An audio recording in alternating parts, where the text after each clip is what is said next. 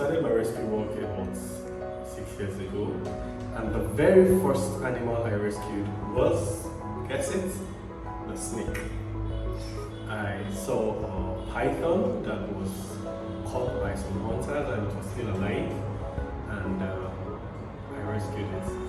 My journey into wild animal rescue started with snakes, and I have been interested in snakes since I was a child. I had an encounter that changed my perception for snakes.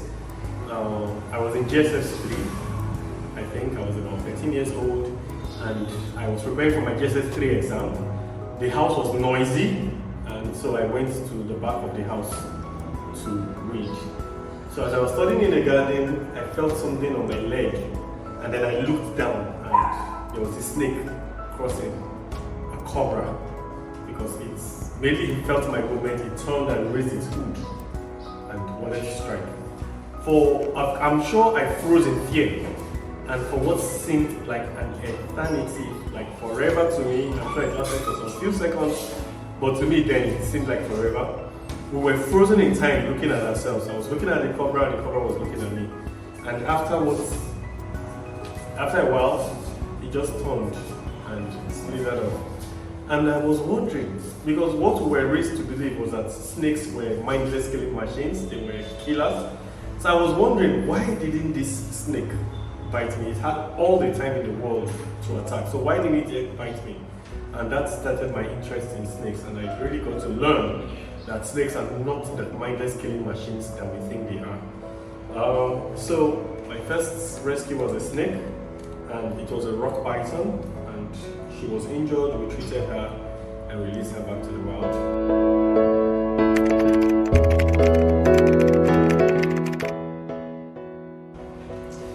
Now, the animal care industry in Nigeria has taken quite a beating.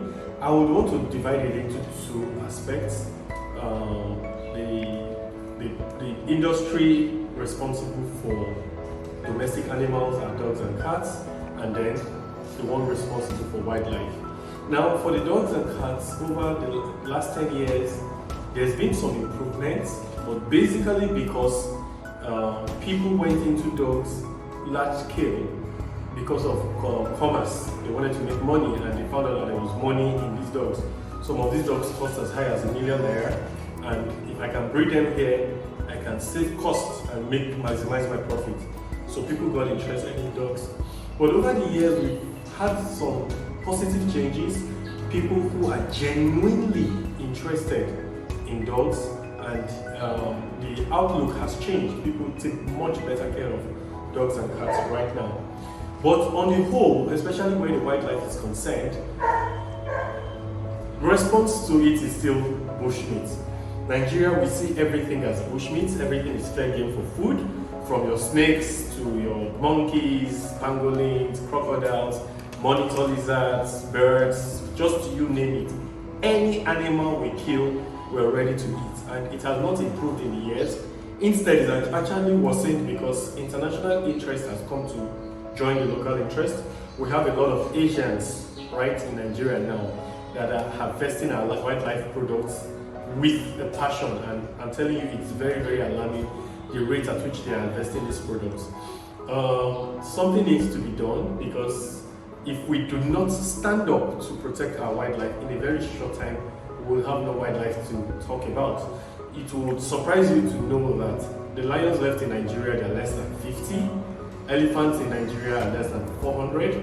It's an alarming statistic. And to think that these things are actually being, even as I speak, you have poachers out there looking for these animals to kill. It's about 30 years ago, 30, 40 years ago in Nigeria, we had elephants roaming everywhere. We had them in their thousands, and right now we have less than 500. So if we actually don't stand up to do something in our time, the story is going to be very, very dire in a short while. So the need for conservation of our wildlife is more present now than ever.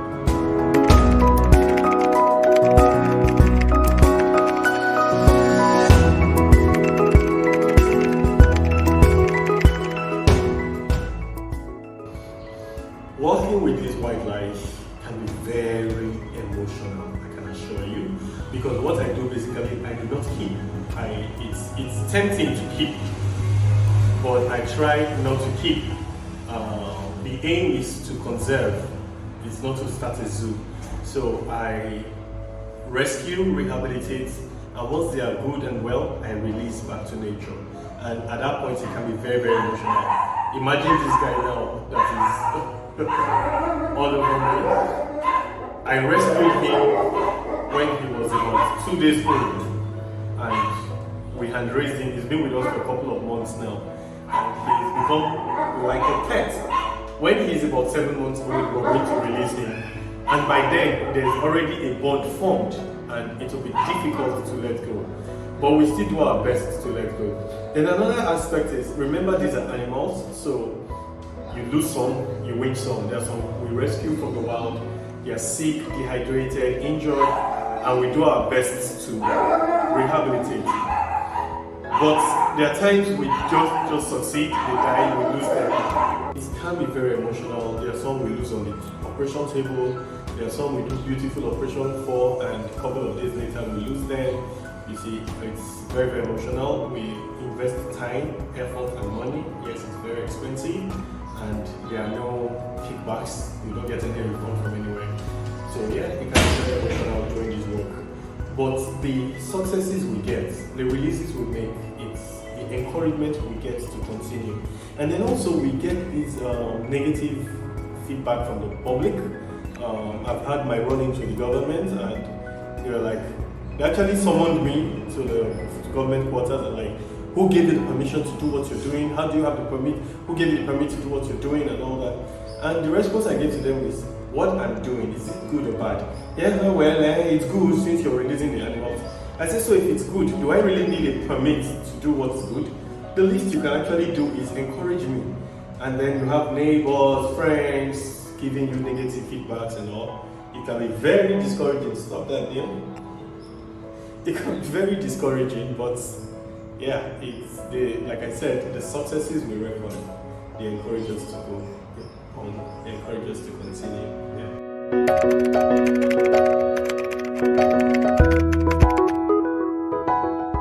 Animal abuse in Nigeria is at an all-time low. It is very, very horrible the way we handle our animals. It is painful to say the least. And this goes to say for domestic animals, companion animals, and wildlife. For the domestic animals, you see the way cattle is being transported to the market, not in trucks. At times you see them twisted and bent and tied in very horrible fashion, loaded into a truck and taken to the market. It's horrible. Some of them are deliberately blinded, some of them are dead. I'm telling you, it's crazy. You see pigs tied to the back of motorcycles and all that, and it's horrible. That's for companion, for food animals. For companion animals, another sad story. You see dogs chained up morning and night in the rain, in the sun. I have seen all terrible cases. There are some that are so bad the chain will eat into their neck, and once it happens like that, doctor, I don't want again, kill it. That's what happens. There was one, the chain cut the leg of the dog, and the person gave the dog up. You know, so it's very, very terrible. Then by the time we go on to wildlife, it is horrific. Now, you kill every animal that we see for food, but even the ones that are not killed, they are usually put in very horrible conditions in order to display them as live sale. You see crocodiles that are tied with their hands back, tied so hard that the rope actually cuts into the skin, and sometimes we've had to amputate. Or you see crocodiles with very large hooks in their mouth, and we'll have to do a surgery to remove the hooks, macheted, and then they are not given food or water because, of course, it's bush animal, bush meat they want to sell. It's very, very horrible. We do not have a functional SPCA or an SPCA in Nigeria. It's something I look forward to establishing. We need a functional one in Nigeria to help educate people that these animals, they have rights. Even as much as we do, yes, there's the right of coexistence, there's the right of existence that they have, and we need to respect their right. It's something we must learn, it's something we must practice, and it's something we must do. We cannot continue this heartless and unreasoning relationship we have with our animals and with our wildlife. We must change things, and trust me, the change starts with me, it starts with you.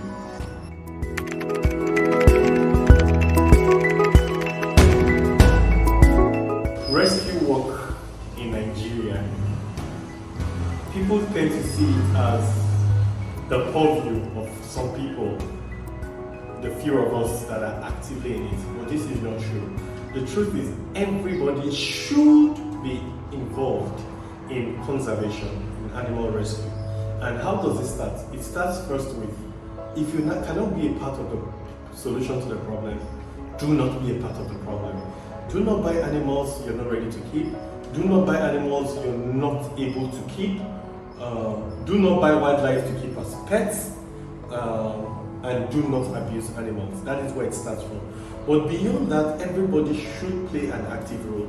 The government has a very strong role to play with making of laws and enforcing the laws. But aside that, we also need to support the government. We need to report cases of animal abuse. We need to report cases of infractions on animal rights. But beyond that also, we need to stop the trafficking of wildlife. There's something people do not realize. There's a positive, these things that I'm doing, people think, oh, he saves snakes because he likes snakes. He saves pangolin because he likes pangolin. But the truth is, I save these animals because I like humans. I like you and I like myself. I like my kids. I want to give them a future. The truth is, if we save these animals, we're actually just saving ourselves. These animals, they have a role they play in nature. They have a role they play in ecology. And if we upset the balance, we are the ones that would suffer. The world has not recovered from COVID-19 scourge. Now, COVID-19 is thought to arise as a result of an unholy relationship with bats, catching them, killing them for the bushmeat trade. That's where the virus sprung from. But let's leave COVID-19 alone. There are still lots of controversies in it. How about the one that we have here in Nigeria that is ravaging us, that is a scourge in Nigeria currently, Lassa fever? If I may ask, what animal carries the Lassa fever and transmits it? Everybody knows it's the rat. What animal keeps the rat population in check? Snakes. Another animal that keeps rat population in check? Cats. Another animal that keeps the rat population in check? Owls. But what happens to these three animals that we have mentioned? We kill them without conscience. We kill them because they are witches, that's for owls. We kill cats because they are witches. And we kill snakes because they are devils and demons. And it was the serpent in the Bible and all sorts of rubbish. So what happens? The predators are wiped out. The rat population explodes. And they come closer to us with Lassa fever. And let me tell you, Lassa fever is not the only disease that the rat carries. It carries so many other diseases. Ebola that is a scourge to us currently. Monkeys. What animal keeps the monkeys in check? Snakes. So you find out that everything is interrelated. Even this pangolin, if I tell you how much we depend on them, you will be shocked. And how they are going extinct will affect us. I'm sure you would not have made the connect. Pangolins, they feed on ants and termites, and these ants and termites, they destroy our crops. And apart from destroying our crops, they come to our homes. I know how much I spend on the wood on my roof to keep termites away. And then if you talk to a carpenter, you know how much they spend in keeping ants and termites away from wood. Interesting, you say, oh, but there's a solution for that, insecticide. So you get insecticide, you fumigate your farm, you fumigate your wood and all that. And you know the insecticide does not only kill the ants and the termites, it kills other insects, harmful and useful insects, especially the bees. The world population of bees has decreased by 75%, and is a fact. You can check it out on the internet. If bees go extinct on the earth, we have just 4 years to live. Humanity will go extinct in 4 years if the bees wipe out. So you see the relationship. You wipe out pangolins, you start increase your use of insecticide. It affects the bees. It affects food production. It affects how pollination, how crops. You see, farmers will start getting less and less and less yield, and it comes back to us. Not to talk of the possibility of chemicals building up in the plants, and we're eating them, and then people get sick for reasons they do not know, and you spend all the monies you've made from the farm, you spend it in treating yourself because you've been exposed to dangerous chemicals. So it's a cascade. Nature has balanced everything. There is an ecosystem, and if you tip the balance, we are the ones that will suffer for it. So in a nutshell, the work of conservation is for everybody. Everybody has a role to play, and we must all come out to work together. For example, you see turtles being sold on the road, advertised and for food. These turtles, they came to our beaches to lay their eggs that are supposed to hatch and go back to the sea, but you've killed a whole generation of them that way. Turtles eat jellyfish. They feed basically on jellyfish. Now, jellyfish basically feed on the fish that we eat. So we are in competition. So when you kill all the turtles, the jellyfish population will expand, explode. They eat up all the fish. Fish becomes expensive. So you and I will spend more money trying to get fish. Meanwhile, so it's a cascade. It's all interrelated. We are the ones that will suffer if we do not do something now. People tend to say, the hunters, the bushmeat sellers, they are hungry. They're doing it because they are starving themselves. They are starving and they want to save themselves and their family from starvation. What if I tell you that these hunters, the poachers, and the bushmeat sellers, they're stealing from you and I? They're stealing our natural resources. These are the gifts. See, the earth is not a gift from our ancestors. The earth we live in is actually a loan that we have collected from our children and from our descendants. And it depends on how well we use it, you see. So we really would have to all come together to conserve and save our natural resources. In is it Uganda now? Yes, in Uganda, they have a gorilla conservation. To go and spend 1 hour with the gorillas is $1,500, $1,500. That's about 750 naira to spend 1 hour with a gorilla. So imagine if we had such in Lagos. Imagine the jobs it will provide. You see, but we have all wiped them out in the name of hunting, and we are hungry.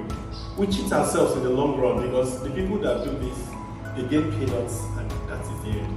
But if we conserve our resources, we're going to create a livelihood that we can exploit over and over and over again. So the thrust of my message to you listening to this is find out your role in conservation and do your all to ensure it.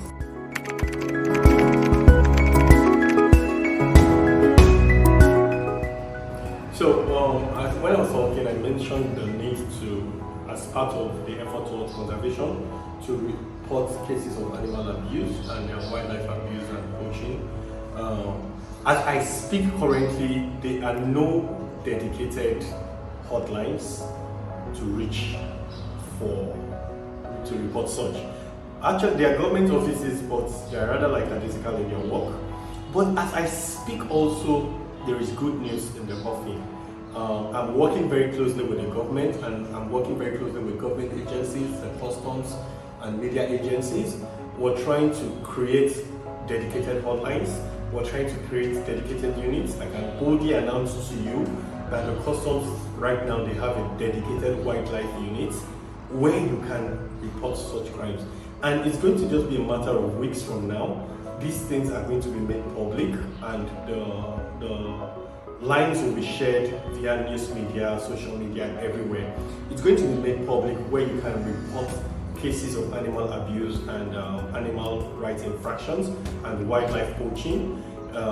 We're working very closely with the government, and I'm very optimistic that this will come to fruition, it will come to light of day, and we're going to see the end to an era of free killing and poaching of our wildlife.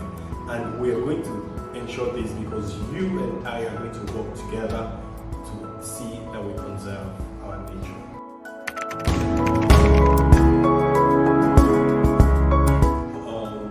Over the years, I have rescued so many animals, from crocodiles to snakes to civets to hedgehogs to mongooses to genets to bats to owls to eagles to hawks. You just name it. Every animal in our locality I've had the opportunity to rescue. But my favorite animal is guy. How could you just not love him? I came across the pangolin about 3-4 years ago, and there's something about the pangolin, and the people that I've met that work with pangolin, they've attested to this also. There is an almost spiritual aspect to this animal. You look at it, you look into the eyes, and you fall in love with it. And yep, I met a pangolin once, and I never went back. Apart from that, they do not have this wild instinct. They are very playful. They have personality. This guy has a toy. He has his favorite. He has several toys, and he has his favorite amongst the toy, which is the ball. And he would cuddle the ball to sleep. There are sometimes you just check him up in the cage. He's cuddling a toy and sleeping. So they have these, and actually very interesting. They are very closely related to dogs. They are related to carnivores. So they have these antiques of dogs, and they are very playful. Imagine this guy with bad Jamie and Neil, please, doing an interview. Yeah, so the pangolin is my favorite animal.